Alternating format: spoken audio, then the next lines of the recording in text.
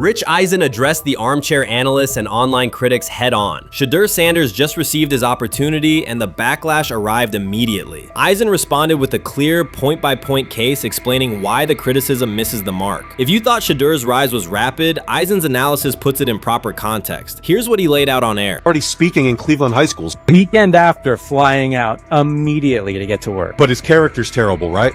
You know, and listen, oh, he interviewed bad, you know. According to who? The New York Giants? No offense, Bert. The same New York Giants that gave Daniel Jones a huge contract and let Saquon Barkley out the door. That's the intel we're trusting here? That was for him to celebrate. He just made, I mean, look, he put in work in college. He had the privilege of being coached by his father. Which we all would love and do. Turned around not one, but two programs in college football.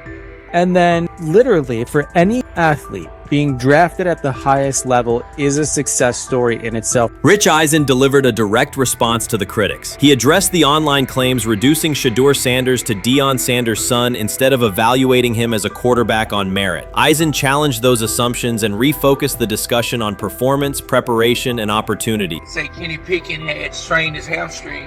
Shedeur, they say his first day in pass, 9 for 9, 2 touchdowns, no interceptions. They were just hating on this young guy. Within minutes, Rich Eisen delivered a structured breakdown, addressing each claim with evidence and dismantling weak narratives through clear analysis. He replaced speculation with data and kept the focus on what matters: decision-making, accuracy, leadership, preparation, and game management. The reality is simple. Shedeur Sanders was not given this opportunity. He earned it through performance and consistency against real competition. He accepted the role, met the standard, and handled the moment with professionalism and urgency. No shortcuts, no favors, just results and readiness. Eisen's point was direct. Evaluate Shadur on his work, not assumptions, and acknowledge that he has justified the opportunity on the field. I've done it at 2 locations already, so it's simple. So that's why when people say I'm not, you know, one of the top quarterbacks or the top quarterback, because what are y'all going based off of? Because I did it year after year after year, and you see the progression.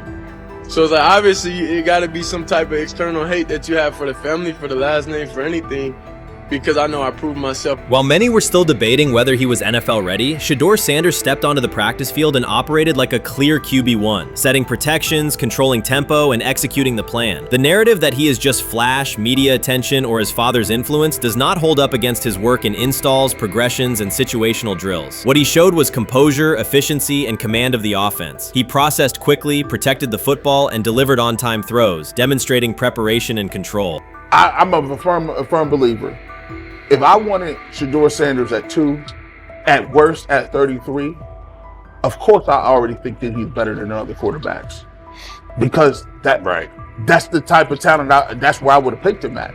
And if he was at 2 or 33, and he still had this same exact skill set, we would be talking about him starting and playing. Right. Well, there'd only be 3 quarterbacks. It'd be 3 quarterbacks, not 4. Yeah. But since he moved to the 5th round, that's cool. They might have to go along with it. But to me, I think if you ask who got the best tools, I'm going with Shedeur Sanders. From the first day of camp, he was not there to get by. He arrived to lead. There was no hesitation in installs, no lapses in fundamentals, just precise timing, clean footwork, and consistent velocity to every level of the field. He managed protections, controlled cadence, and delivered in situational work, showing command rather than learning on the fly. The approach was efficient and disciplined, with attention to detail and progressions and ball placement that reflected preparation, not improvisation. At the same time, Rich Eisen addressed the narrative directly and backed it with evidence. He laid out clips, context, and performance markers to cut through speculation. Eisen emphasized that Shedeur Sanders did not step into this moment because of publicity. He built toward it through sustained work, resilience, and results. The background, media readiness, high football IQ, and a professional approach was developed over years, not days, and it translated to immediate operational control of the offense. The resistance came from familiar places. Some in the traditional guard still framed mobile quarterbacks as limited and expected the nepotism label to define him. That view did not hold up against what was on the field: composure under pressure, secure decision-making, accurate throws into tight windows, and consistent execution in red zone and 2-minute sequences. Eisen's point was clear: evaluate Shedeur Sanders on performance and readiness. The evidence shows he earned the opportunity and is meeting the standard with accountability and consistency. Yeah, teams didn't draft him because they didn't think he was first-round talent. And the quote we played and that's on the screen, I think is flatly wrong. We all know this shouldn't have happened. Yes, it should have.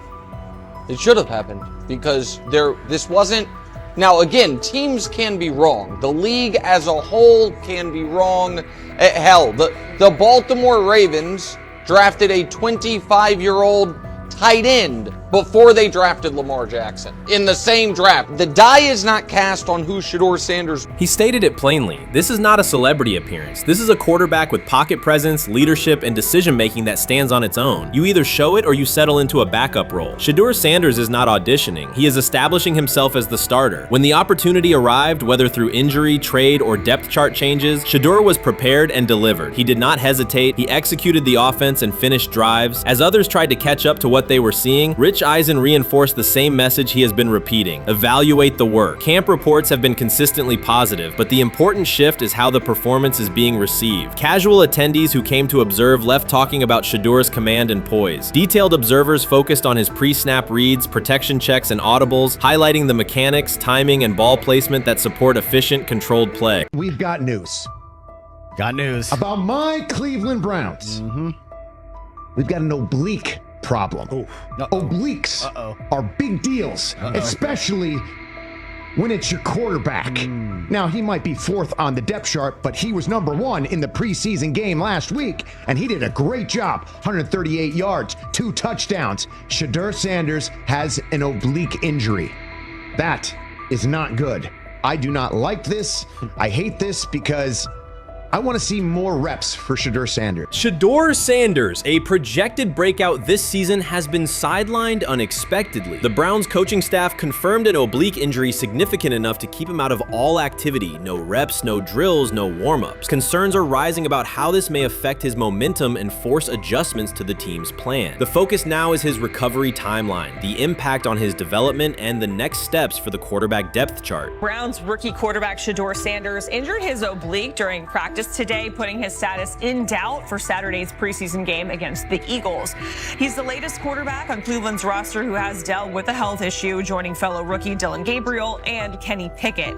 Sanders, who is trying to fight his way up the Browns depth chart, started the preseason opener last week and threw to practice. So how concerning is this for Shedeur as he is trying to, again, make his way up the depth chart, be QB2, potentially QB1 in the future? Dillon Gabriel taking Shedeur Sanders' QB1 spot after Sanders suffers an oblique injury is more than a roster change. It signals the staff is choosing urgency over efficiency. You do not replace a quarterback operating near a 70% completion rate with one coming off a 32% outing unless the decision is driven by desperation or poor evaluation. That is not strategy, it is avoidable loss of production. The impact on accuracy, timing, and drive sustainability is clear, and the difference is apparent to anyone watching. Well, here's what we know. I mean, after practice, Kevin Stefanski, the head coach of the Cleveland Browns, was not available to the media, but I did talk to him on the field as the players were coming off, and he told me that Shedeur Sanders complained of oblique soreness during the warm-ups this morning. Shedeur Sanders' absence isn't just a gap in the lineup, it's a setback for the entire offense. He thrives under pressure and makes throws others won't attempt. When he's healthy, every pass has intent, every drive has rhythm, and opposing defenses know they're in for a long day. Replace him with Dillon Gabriel and the defense senses an opening. Corners press tighter, safeties cheat down, and linebackers blitz more aggressively because they don't expect the same timing, velocity, or accuracy.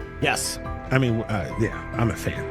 I'm not even going to try to hide it. Rich gets You guys are fans. Like, you guys talk about the Cleveland Browns quite a bit. Yeah, it's almost annoying to me. It aggravates people. Like, people don't like the fact that Rich talks a lot They about must love I'm here. But it's like, you know, you have a friend, and that friend's child is following in the family's footsteps. You want them to do well. I don't know why people have such an issue. I know Rich is supposed to be impartial, but it's kind of hard when you have that type of tie to it. But yeah, I'm rooting for Shedeur, man. And Dillon Gabriel's 32% completion rate isn't just poor, it's untenable at this level. A number that low needs no context. It means 2 misses for every completion. Weather, opponent, and play calls are secondary when efficiency is that limited. That output does not sustain drives or keep the full playbook viable, yet he is starting while Shedeur Sanders is sidelined. The contrast is clear. Sanders brings accuracy, timing, and command. Gabriel's recent performance reflects inconsistency and missed opportunities. Choosing Gabriel under these circumstances reduces offensive reliability and invites defensive pressure.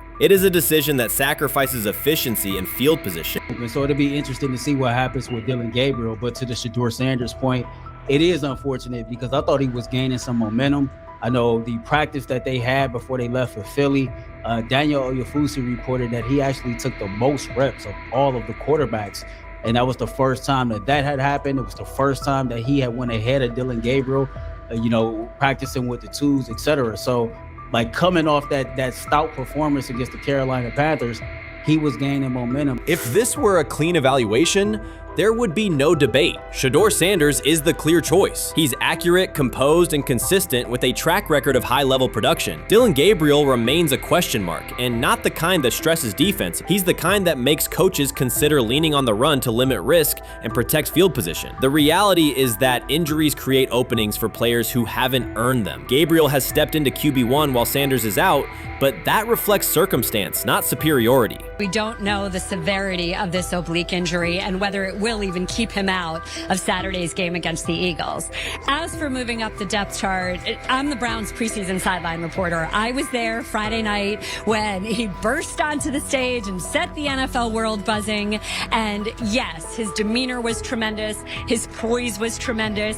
He did the things that were asked of him. But at the end of the day, he wasn't actually asked to do all that much. The real concern is how this could attach to Shedeur Sanders' reputation. The NFL is unforgiving about availability. An oblique injury for a quarterback isn't minor. It affects mechanics, torque, and timing. Even with a strong return, the injury-prone label can linger. For the Cleveland Browns, or any team seeking stability under center, that perception is toxic. Teams don't want a player they fear won't make it through October. That's the risk. Talent doesn't always overcome league politics. Once questions about durability start, they rarely fade. They surface in contract terms, roster decisions, and sideline evaluations. So Shedeur Sanders is injured again?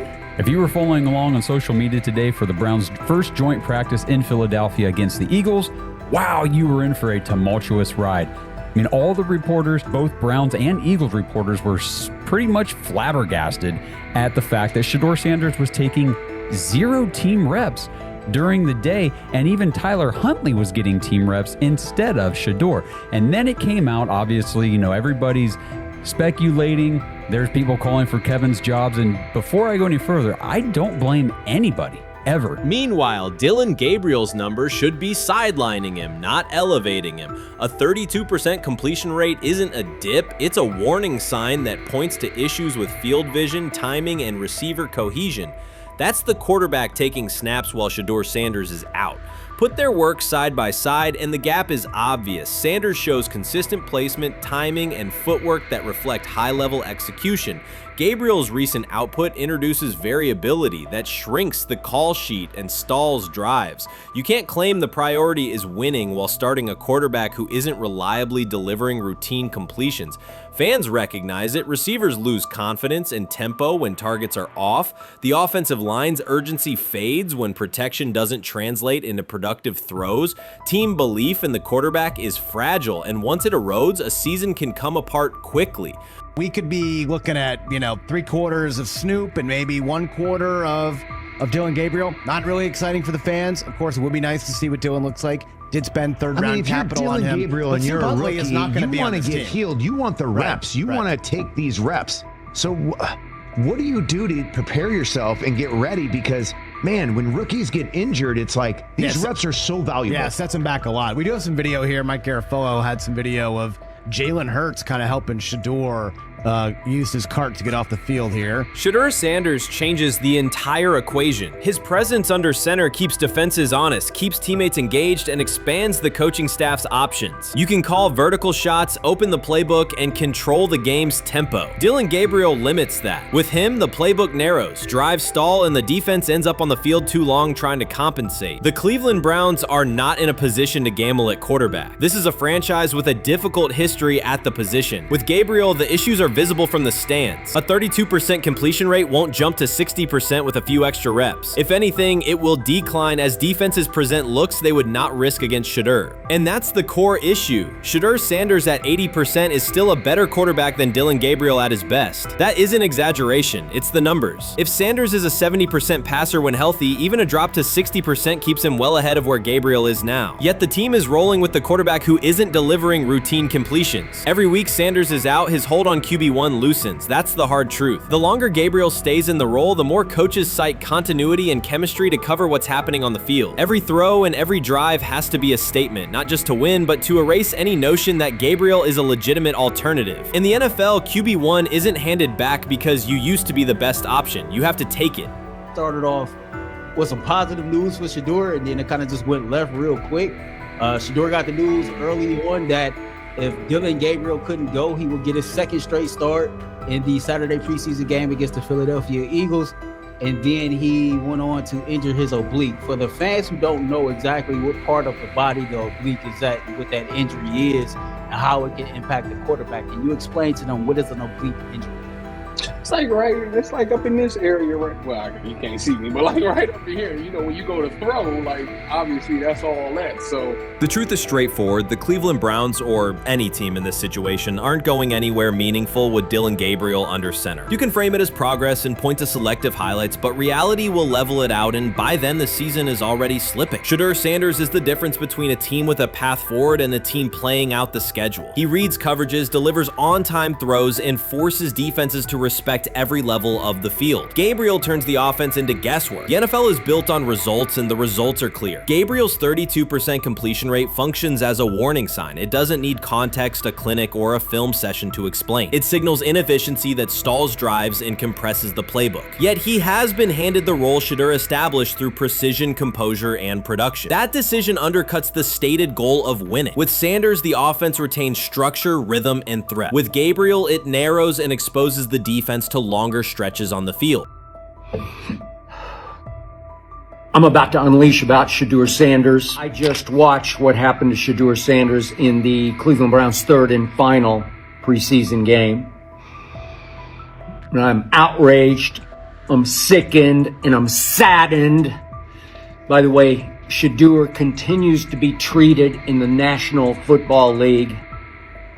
Now by those sorry-ass Browns and sorry-ass Kevin Stefanski. The Cleveland Browns are once again mishandling a promising quarterback. Skip Bayless criticized the organization for failing to develop Shedeur Sanders and for misusing his skill set. He argued that the team's decisions are undermining Sanders' progress and turning a major investment into a cautionary example. Bayless pointed to inconsistent usage, questionable play calling, and a lack of clear direction as key issues limiting Sanders. He said the Browns need a defined development plan and stronger support if they expect Sanders to succeed. Skip Bayless delivered a direct, critical assessment this week. After seeing Shedeur Sanders in a Browns uniform, he argued that Cleveland is mishandling the quarterback and undermining his development. Bayless said the team's approach shows poor planning and inadequate support around Sanders. He dismissed excuses about strategy and emphasized the need for better coaching, deployment, and protection. In his view, the Browns are setting themselves up for problems before the season begins unless they establish a clear plan for Sanders. Given the team's recent decisions, his reaction is understandable. Cleveland has a history of inconsistent quarterback development. Shedeur Sanders is a premium prospect, the son of a Hall of Famer, a proven college performer, and a widely recognized figure. The organization should prioritize his reps, protection, and a clear development plan, not place him behind Dillon Gabriel as if he were a secondary option. But I'm going to answer this question by saying Shedeur Sanders, and I'm going to tell you why. I think he's being set up to fail. That's right, I'm going to say it. Okay. Here we are on national television, right? There's been 11 practices, if I remember correctly. He's been starting against, he's been playing against the third unit. He's fourth on the depth chart. And then suddenly you throw him into the start line, and he hasn't had any reps for the first team at all. Think about that. So you're just going to throw him to the wolves like that, huh? I mean, you know, if he had first team snaps in practice. Yet here we are. Cleveland has one of the most publicized prospects and is handling him like a depth piece. The broader issue is the franchise's long record of quarterback instability and inconsistent development. That history colors every move they make. When the Browns draft a quarterback, fans don't anticipate a long-term answer. They brace for another reset. Shedeur Sanders should be treated as a priority, not as an afterthought behind Dillon Gabriel. Let's give him a chance. Let's give him a chance with the play calling. You know you have an offensive line that isn't playing that well. So what do? Why not just play the short game so he can get the ball out of his hands very fast to run a competent goddamn offense? Outside of that, Shadur has to be better in understanding that the offensive line that you're working with right now is not adequate. Why not allow the players that are competing for a job, in this instance, Shedeur Sanders, to finish off the 2-minute drill? When Browns fans see another quarterback selected, they brace for another setback. The franchise's recent history, from Johnny Manziel's failed stint to the rocky handling of Baker Mayfield, reflects inconsistent development and short-term decision-making. Against that backdrop, Skip Bayless's reaction to Shedeur Sanders on Cleveland's roster was blunt. He argued the team is already mishandling a premium prospect by treating him as a secondary option instead of a centerpiece for the future. Bayless's position is straightforward. Sanders is not just a name, he brings proven college production, leadership traits, and significant visibility that can strengthen both the offense and the organization's broader profile. Burying him on the depth chart behind Dillon Gabriel signals a lack of a clear development plan and wastes early momentum. Instead, Bayless contends, Cleveland should establish a defined pathway. First-team practice reps, protection and personnel tailored to his strengths, deliberate play calling that accelerates processing, and measured in-game opportunities that build confidence and execution. In his view, the Browns need alignment from the front office to the coaching staff to prioritize Sanders' growth. Continuing to treat him like a depth piece risks repeating the same cycle that has undermined previous quarterbacks. Committing to a coherent plan gives Sanders and the franchise a realistic chance to convert potential into sustained performance. You first, when you take a look at both of these QBs, who had the most impressive start so far in the preseason? Well, to me, it was Shadur. I didn't see any interceptions when he was out there. Did you see anything like that?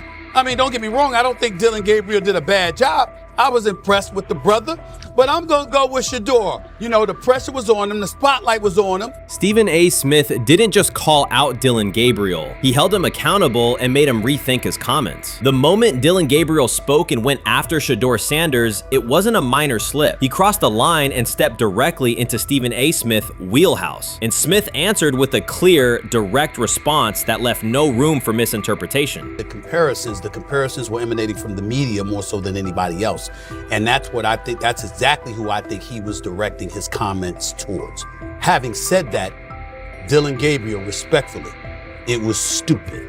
A very dumb comment to make. First of all, let me tell you something right now.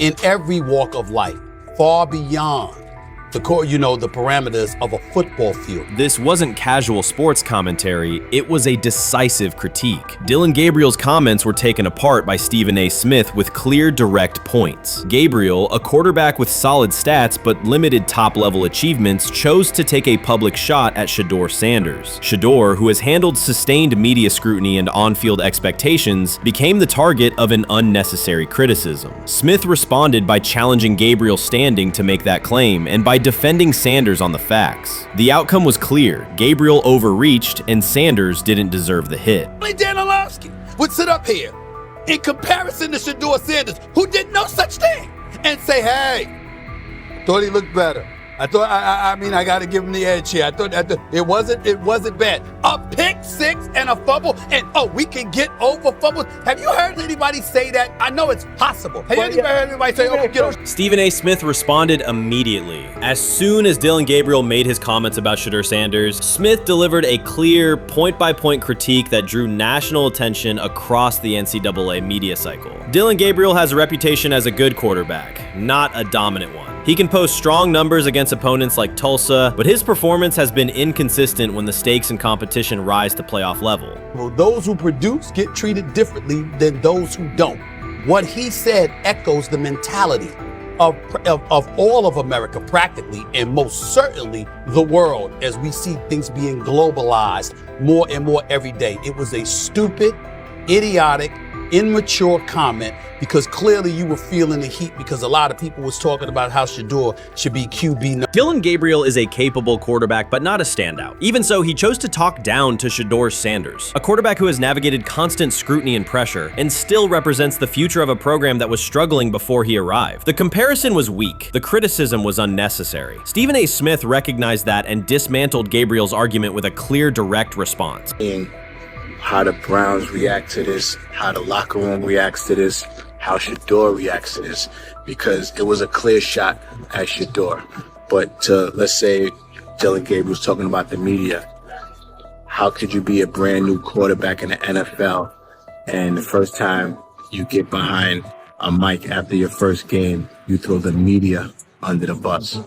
That's arrogance. Stephen A. Smith excels in moments like this. When Dillon Gabriel made his remarks about Shedeur Sanders, Smith responded with a focused, direct critique. He questioned Gabriel's standing to make that claim, noting that Gabriel has transferred between programs and has not been a Heisman finalist. Without theatrics, Smith laid out why Gabriel's resume doesn't justify taking public shots at Sanders. Smith's point was clear. Targeting Shedeur Sanders, a quarterback central to his program's future and consistently under intense scrutiny, was misplaced. Gabriel's criticism lacked the substance to support it, and Smith methodically showed why. Today on his 42nd I want you to be meaner. Birthday. That's number one. Number two, after the game, the Browns head coach Kevin Stefanski said there was a mix-up in the routes and that players were in the area that they shouldn't have been. Look at Stephen A's face. Look at Stephen A's face.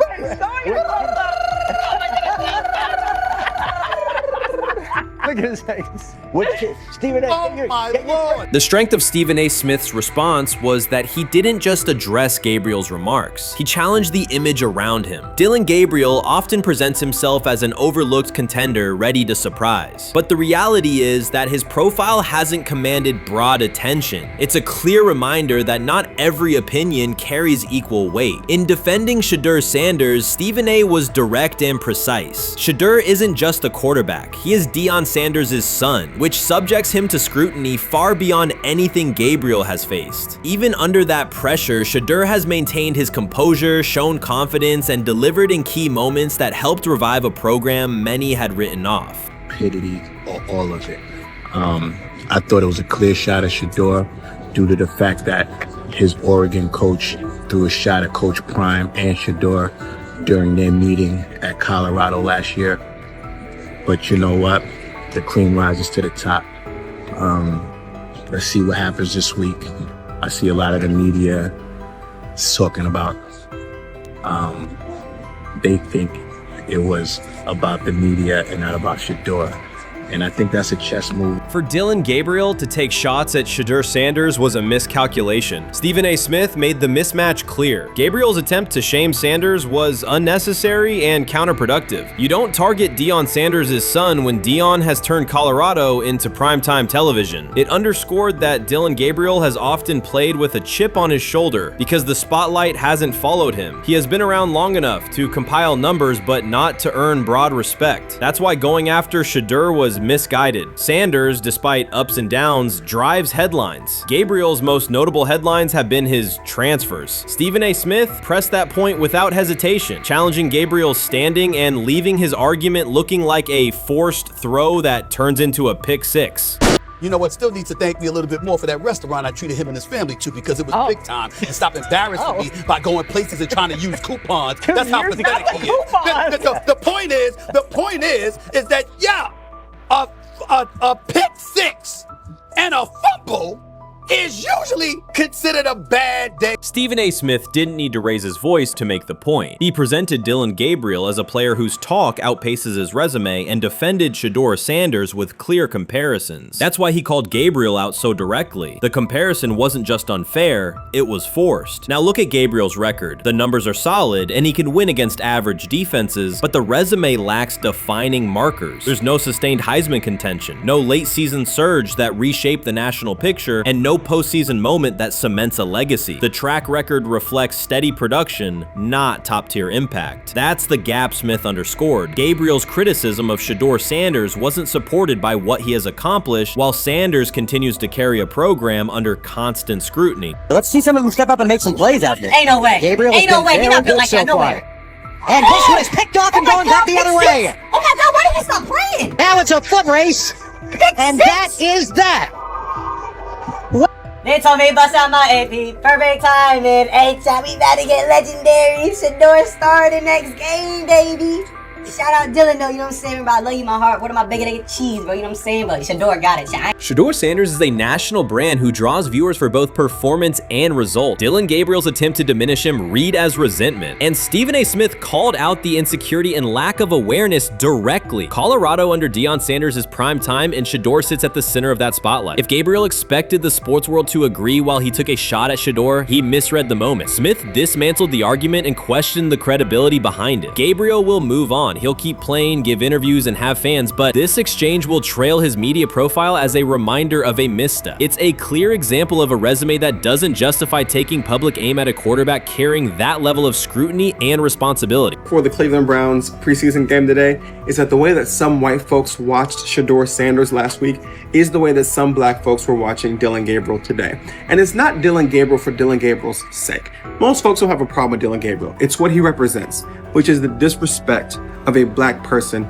for no other apparent reason than they are a confident black person. Dillon Gabriel thought he was aiming up. Instead, he was placed back among quarterbacks who are good but not great. Stephen A. Smith made the central point. Dillon Gabriel doesn't shape the conversation. Sports are about narrative as much as numbers, and Gabriel's story doesn't move the culture, while Shedeur Sanders does. Smith highlighted that contrast clearly. By the end, Gabriel's credibility had taken a measurable hit. The critique was decisive and sent a broader message to any player considering public shots at Shedeur Sanders. If you step into that debate, you will be held to a higher standard and your resume will be tested. Dillon Gabriel learned that the hard way. You made an interesting point. So I tend to have the drip, drip, drip. This was my Johnny Manziel theory, is that everybody makes mistakes, especially when you're young.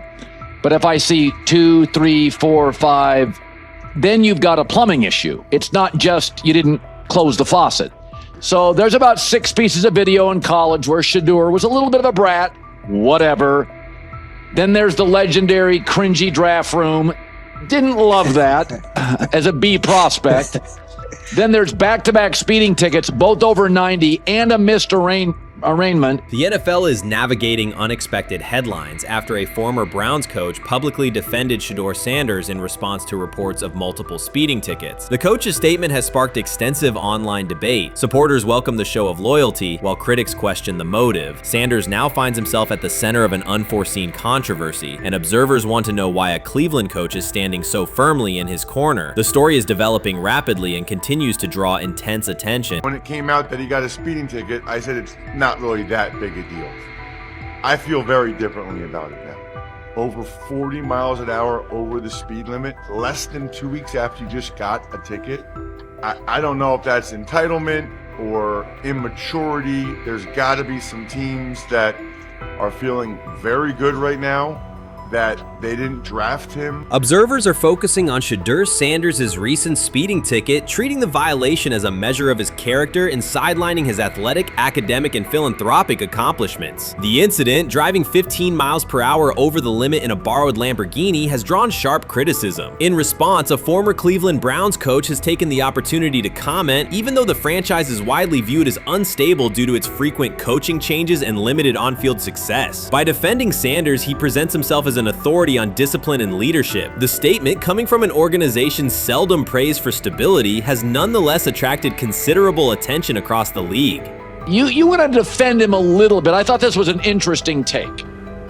Yeah, I thought it was really interesting that you said you were out because of the speeding tickets. To me, that's such a minor thing. You were so high on him in terms of his completion percentage in OTAs, and I thought that was a little aggressive on your part. But with the speeding tickets, I got a speeding ticket the first night of the draft, my first year there. I thought maybe I'd get the benefit of the doubt, but they gave it to me anyways. As soon as the former Browns coach defended Shedeur Sanders, social media erupted with commentary, resembling the volume of draft night coverage. Posts and opinions appeared within minutes, and criticism escalated rapidly. Detractors amplified Sanders' minor speeding violation, while supporters argued that such reactions were disproportionate to a single traffic citation. Shedeur Sanders received 2 speeding citations, and the minor traffic issue quickly drew national attention. Before considering the former Browns coach's response, it is useful to clarify the facts. Sanders, son of Pro Football Hall of Famer Deion Sanders and a current college quarterback, was twice ticketed for exceeding the limit while driving a high-performance vehicle. Commentary on social media escalated rapidly, with critics framing the incident as a significant character concern, even as the league has historically tolerated far more serious legal transgressions. Stepping into the debate, a former Cleveland Browns coach, best known for a tenure filled with losses and contested decisions, issued a strong public defense. He argued that 2 speeding tickets should not define Sanders' reputation or overshadow his on-field talent and community work, urging a balanced assessment of the player's actions. I don't love it from a 5th-round draft pick. I don't love that it happened multiple times. But I do think that this is the first time he's been away from his dad. And, you know, there's going to be some growing pains. Now, would I sell my stock on it like you are? Not because of a couple speeding tickets, especially in light of the problems that Brown's quarterback room has had to deal with legally in the last few years. I mean, this is nothing. The debate quickly shifted from 2 speeding citations to broader claims about integrity, growth, and leadership. The former Browns coach framed the infractions as moments for personal development and urged observers to view them in context. Critics responded forcefully. Some called for disciplinary action, others questioned Deion Sanders' parenting, and a few sought to discredit the coach himself, despite his professional record already being widely analyzed across the league. The reaction underscores an apparent inconsistency in public standards. Fans often overlook on-field confrontations, heated sideline arguments, and other significant controversies, yet they treated Sanders' as routine traffic offenses, speeding without evidence of reckless endangerment, as indicators of serious character flaws. If such minor violations were adopted as the primary measure of morality in professional football, many players would face similar criticism. Sports media amplified the story almost immediately. Television panels dissected Shedeur Sanders' decision-making, treating 2 speeding tickets as indicators of deeper character concerns. Networks aired detailed segments under banners such as red flags and road rage, repeatedly questioning whether the citations might affect his draft evaluation. Although Sanders is already regarded as a first-round prospect, analysts emphasize that NFL teams value discipline and legal awareness when forming final assessments. Many commentators overlook the fact that other high-profile players have faced more serious offenses without similar scrutiny. Throughout the coverage, the former Browns coach defended Sanders, portraying him as a talented quarterback subjected to disproportionate criticism in a culture that expects near-perfect conduct. His argument was thorough and methodical, asserting that the traffic violation should not overshadow Sanders' skills, work ethic, or future potential.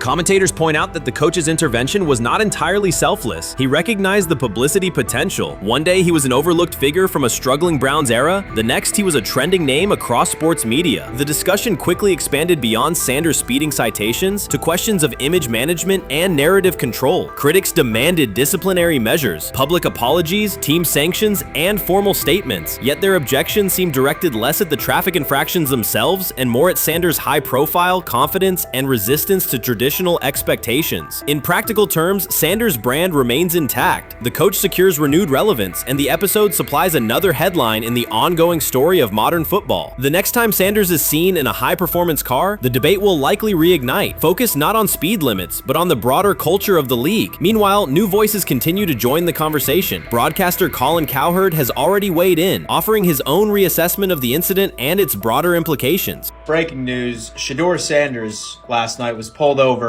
going 100 miles per hour. All right, he clocked 101, 41 miles an hour over the speed limit in Cleveland. He will have the opportunity to fight the ticket in court. Now, I'm not exactly sure where he was pulled over, whether or not that it was in Ohio or whether or not that it was in his home state.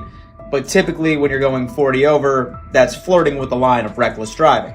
Folks, I gotta tell you, I don't understand what it is with these young men driving at absurd speed. Colin Cowherd's view of Shedeur Sanders shifted abruptly. Days after praising the quarterback's poise and skill, he appeared on air to declare that Sanders is overhyped, unfocused, and distracted by celebrity. The reversal was immediate, without any gradual reconsideration. Cowherd now frames Sanders' 2 speeding tickets as evidence of poor judgment, even though he has defended other quarterbacks facing far more serious off-field issues. The sudden, wholesale withdrawal of support leaves viewers questioning the consistency of Cowherd's criteria and illustrates how quickly media narratives can change when minor incidents receive outsized attention. This is okay. nothing. Okay. How much of this is, I mean, Jimmy Haslam has his hands all over Manziel, has his hands all over Deshaun Watson, admitted it, man enough to admit it. I saw the reaction in the draft room when they took Shedeur Sanders. Pretty obvious it wasn't the coach and the GM's pick. How much is this team has 8 last place finishes in 13 years owning it. How much of this is we don't have a very good owner here like Washington, D.C. and the Commanders? Yeah, I didn't love the owner stepping in and saying, hey, you got to take this guy in the 5th round.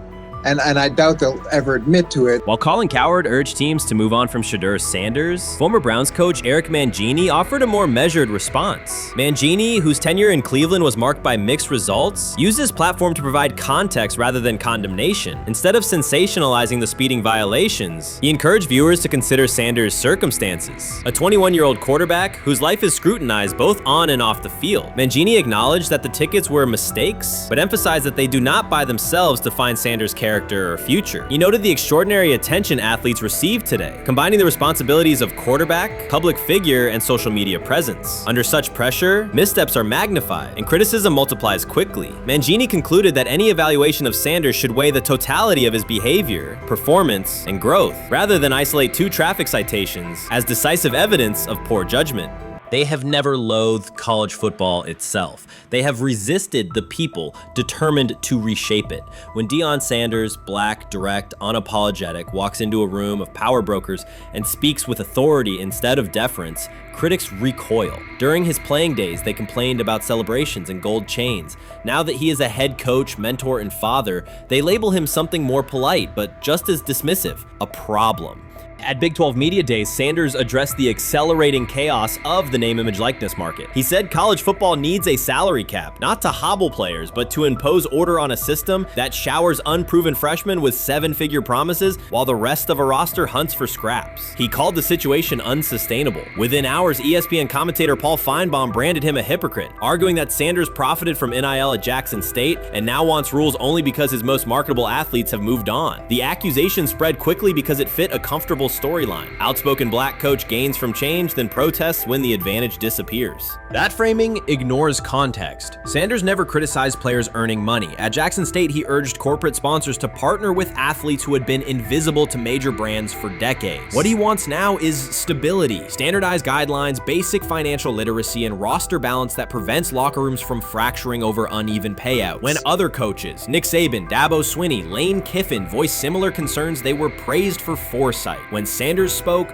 the tone shifted to suspicion. The difference is not the message, it is the messenger. Feinbaum's response followed a familiar script. When black leaders question the structure of the sport, their motives are interrogated, their credibility attacked, and their competence doubted. He did not level the same charge at Jimbo Fisher when Fisher complained that NIL disturbed recruiting. He stayed silent when Kiffin lamented the transfer portal. But Sanders, who raised enrollment and television ratings at Jackson State, brought unprecedented attention to Colorado in one season and consistently mentors players beyond football, was called opportunistic. Feinbaum dismissed the cultural impact Sanders created, the exposure for historically black colleges, the draft picks developed, the infrastructure improved, reducing his work to a marketing stunt dependent on star sons Shadur and Shiloh or two-way standout Travis Hunt. Sanders did not retaliate. He returned to practice, media obligations, and recruiting. His confidence is rooted in faith and in the responsibility he feels toward young athletes whose lives will extend decades beyond their highlight clips. When he asks for NIL boundaries, he is thinking about freshmen handed large sums without guidance,